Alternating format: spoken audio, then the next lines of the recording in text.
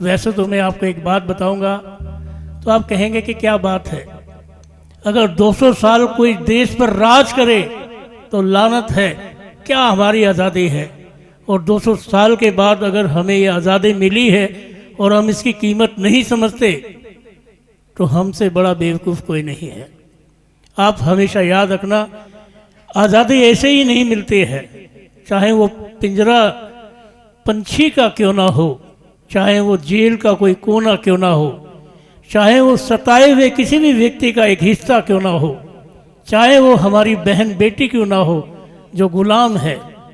आज़ादी उसकी भी होनी चाहिए जो उत्पीड़न से पीड़ित है, जिसे कोई समझता ही नहीं है।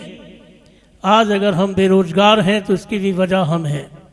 आज अगर हम कामयाब हैं तो उसकी वजह भी हम हैं। आज आप आज़ादी की सांस ले रहे हैं तो उसकी वजह वो लोग थे जो यहाँ नहीं है।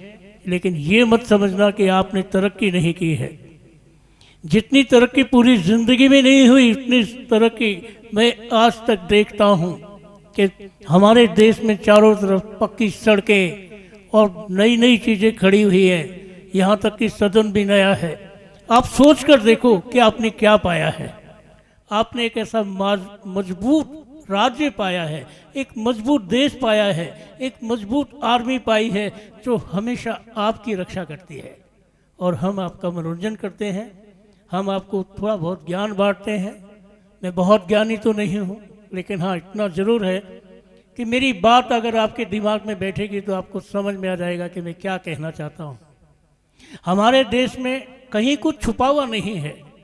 जो हमारे शिक्षार्थी हैं, पढ़े लिखे बच्चे हैं, अगर वो आगे की तरक्की चाहेंगे, आगे बढ़ना चाहेंगे तो वही आपका भारत देश है। वो भारत देश है जिसे शायद कोई नहीं जानता। इन्हीं विद्यार्थियों में, इन्हीं छोटे छोटे बच्चों में छुपा है कोई नेता, कोई अभिनेता, कोई जवान हमारे देश का, और कोई इंजीनियर, और कोई अब्दुल कलाम, और कोई आशु भाई भी छुपा है।